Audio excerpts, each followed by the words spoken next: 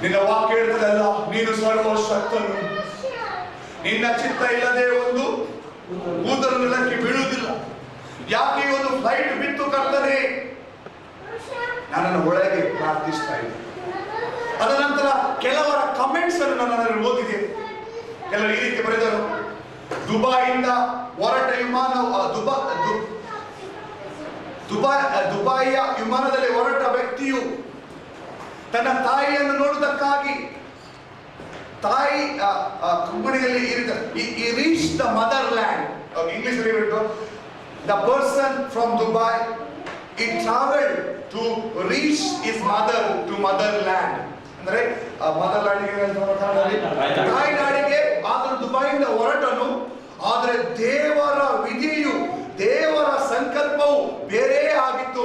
ಅವನು ತಾಯಿಯನ್ನು ಸೇರುವ ಮೊದಲೇ ಪರಲೋಕ ಸೇರಿದನು. ಕೇಳಲಿಕ್ಕೆ ತುಂಬಾ ಚೆಂದ ಆಗುತ್ತೆ. ಅದನ್ನು ಪುನಃ ಪುನಃ ಓದುವಾಗ ಕಣ್ಣೀರು ಬರುತ್ತೆ. ರಿಯಲಿ ದೇವರು ಅದು ಮಾಡಿದ್ದ ಅಂತ.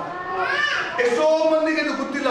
ಅನೇಕರು ಈ ರೀತಿ ಒಂದು ಪ್ರಶ್ನೆ ಕೇಳಿದರೆ, ದೇವರೇ ಯಾಕೆ ನೀನು ಇಷ್ಟೊಂದು ದೊಡ್ಡ ದುರಂತವನ್ನು ಮಾಡಿದ್ದಿ?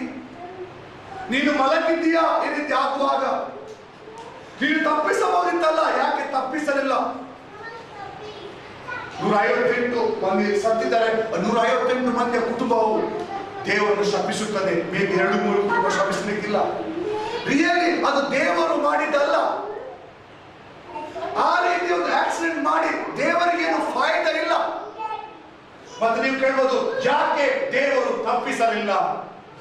ದೇವರು ಹೇಳಿದ್ರಲ್ಲ, ನಾನು ಎಲ್ಲ ಜನಾಂಗಕ್ಕೆ ದೇವರಾಗಿದ್ದೇನೆ. I am God over every flesh. Is it there is anything impossible to me? ಎರೇಮಿಯದಲ್ಲಿ ಉಂಟು, ನಾನು ಇಡೀ ಮನುಷ್ಯ ಕುಲಕ್ಕೆ ದೇವರಾಗಿದ್ದೇನೆ, ನನ್ನಿಂದ ಅಸಾಧ್ಯ ಎಂಬುದು ಒಂದು ಉಂಟಾ? 32-29 ಓಕೆ, ಓದು. ಜೆರೆಮಿಯ 32 ಲಾಸ್ಟ್ ವಾಕ್ಯ.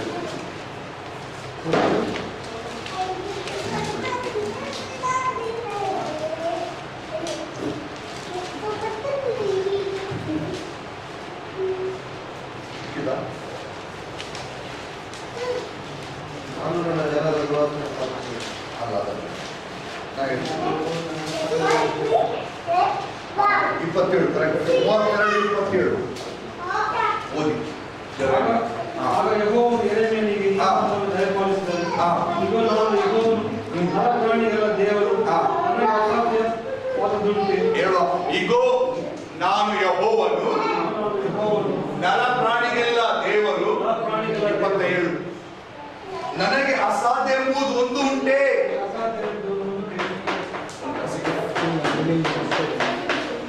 English.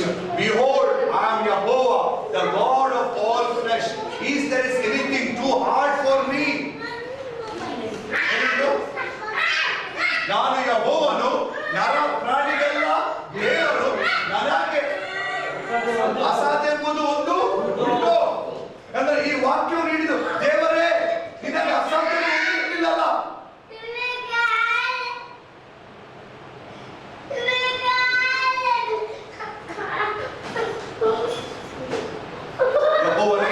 ನಿನಗೆ ಅಸಾಧ್ಯ ಎಂಬುದು ಒಂದು ಇಲ್ಲಲ್ಲ, ಯಾಕೆ ನೀನು ತಪ್ಪಿಸಲಿಲ್ಲ? ಯಾಕೆ ತಪ್ಪಿಸಲಿಲ್ಲ? ನಾವು ನೋಡುವ 6ನೇ ಅಧ್ಯಾಯ ಮಧ್ಯಾಯ. ಯಾಕೆ ದೇವರು ತಪ್ಪಿಸಲಿಲ್ಲ? ದೇವರು ಅಷ್ಟೂ ಕೂಡ ಕ್ರೂರಿಯ? ಯಾಕೆ ತಪ್ಪಿಸಲಿಲ್ಲ? ಯಾಕೆಂದರೆ ಆ ತಪ್ಪಿಸುವ ಜವಾಬ್ದಾರಿ ಆತನು ಸಭೆಗೆ ಕೊಟ್ಟಿದ್ದಾನೆ. ಆ ರೀತಿ ಆಗದ ಹಾಗೆ ತಪ್ಪಿಸುವ ಜವಾಬ್ದಾರಿಯನ್ನು ಆತನು ಸಭೆಗೆ ಕೊಟ್ಟಿದ್ದಾನೆ, ಆತನ ಜನರಿಗೆ ಕೊಟ್ಟಿದ್ದಾನೆ. ನಾವು ನೋಡುವ 6ನೇ ಅಧ್ಯಾಯ 10ನೇ ವಾಕ್ಯವನ್ನು ಓದುವ. ಪರಲೋಕದಲ್ಲಿ ನಮ್ಮ ತಂದೆ, ನಿನ್ನ ನಾಮ ಪರಿಶುದ್ಧವೆಂದು ಎಣಿಸಲ್ಪಡಲಿ, ನಿನ್ನ ರಾಜ್ಯವು ಬರಲಿ. ನಿನ್ನ ರಾಜ್ಯವು ಬರಲಿ.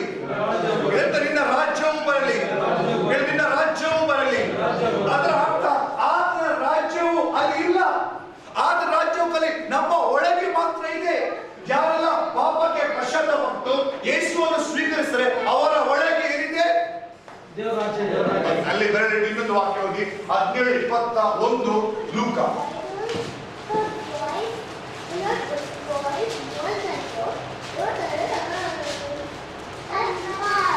ಇಗೋ ಇಲ್ಲಿ ಇದೆ, ಅಗೋ ಅಲ್ಲಿ ಇದೆ ಎಂದು ಹೇಳಲಾಗದು. ದೇವರ ರಾಜ್ಯವು ನಿಮ್ಮಲ್ಲಿ ಅದೇ. ಇಂಗ್ಲಿಷ್ ಈ ರೀತಿ ಬರೆದಿದ್ದಾರೆ, neither shall they say here or there, the kingdom of God is within you. within you within you ನಮ್ಮ ಒಳಗೆ ಇದೆ. ದೇವರ ರಾಜ್ಯವು ನನ್ನ ಒಳಗೆ ಇದೆ. ದೇವರು ನನ್ನ ಒಳಗೆ ಇದ್ದಾನೆ. ಹಲ್ಲೆಲೂಯಾ. ನಾನು ಏನ್ ಹೇಳಿಕ್ಕೆ ಇಷ್ಟಪಡ್ತಿದ್ದೆ ಅಂದ್ರೆ, ದೇವರ ರಾಜ್ಯವು ಈ ಲೋಕದಲ್ಲಿ ಇಲ್ಲ. ದೇವರ ರಾಜ್ಯವು ಜಾನ್ಸನ್ ಒಳಗಿದೆ. ಹಲ್ಲೆಲೂಯಾ. ದೇವರ ರಾಜ್ಯವು ಶೇಖ್ ಖಲೀಫನ ಒಳಗಿಲ್ಲ. ದೇವರ ರಾಜ್ಯವು ನಮ್ಮ ಶೇಖ್ ಸಂತೋಷನ ಒಳಗಿದೆ. ಹಲ್ಲೆಲೂಯಾ. ದೇವರ ರಾಜ್ಯವು ಹಣ ಇದ್ದವರಲ್ಲಿ ಇಲ್ಲ. ಯಾರು ಆತನನ್ನು ಹೃದಯ ಪೂರ್ವಕವಾಗಿ ಸಂಪೂರ್ಣ ಹೃದಯ ಆರಾಧಿಸ್ತಾರೆ ಅವರ ಒಳಗೇನಿದೆ ದೇವರ ರಾಜ್ಯ.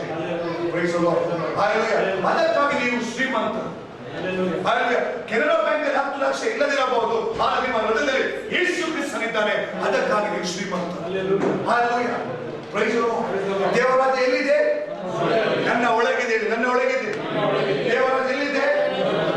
ದೇವರ ರಾಜ್ಯವು ನನ್ನ ಒಳಗಿದೆ.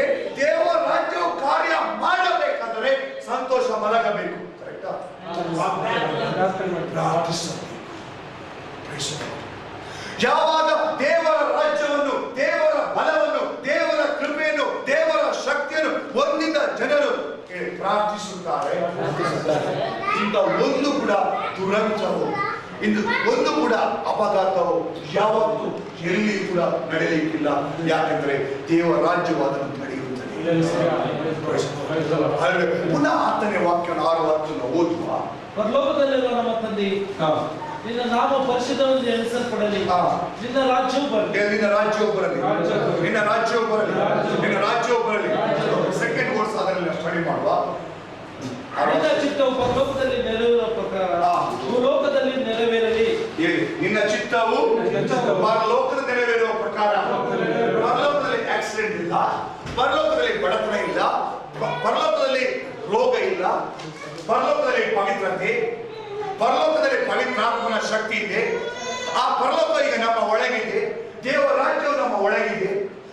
ನಾವು ಈ ರೀತಿ ಪ್ರಾರ್ಥಿಸುವಾಗ ಅಂದ್ರೆ ಈ ರೀತಿ ನಾವು ಪ್ರಾರ್ಥಿಸುವಾಗ ಈ ರೀತಿ ಒಂದು ಅಂಡರ್ಸ್ಟ್ಯಾಂಡಿಂಗ್ ಇಂದ ದೇವರ ರಾಜ್ಯವು ನನ್ನ ಒಳಗಿದೆ. ಯೆಹೋವನು ನನ್ನ ಒಳಗೆ ವಾಸಿಸುತ್ತಾನೆ. ನಾನು ದೇವರ ಆಲಯವಾಗಿದ್ದೇನೆ. ನಾನು ಪ್ರಾರ್ಥಿಸುವುದಾದರೆ ಸೈತನ ಕೆಲಸವು ಸುಟ್ಟು ಹೋಗುತ್ತದೆ. ನಾನು ಪ್ರಾರ್ಥಿಸುವುದಾದರೆ ಜನರು ದೇವರ ರಾಜ್ಯಕ್ಕೆ ಬರುವವರಾಗಿದ್ದಾರೆ. ಆ ರೀತಿಯ ಒಂದು ಅಂಡರ್ಸ್ಟ್ಯಾಂಡಿಂಗ್ ಇಂದ ನಾವು ಪ್ರಾರ್ಥಿಸುವಾಗ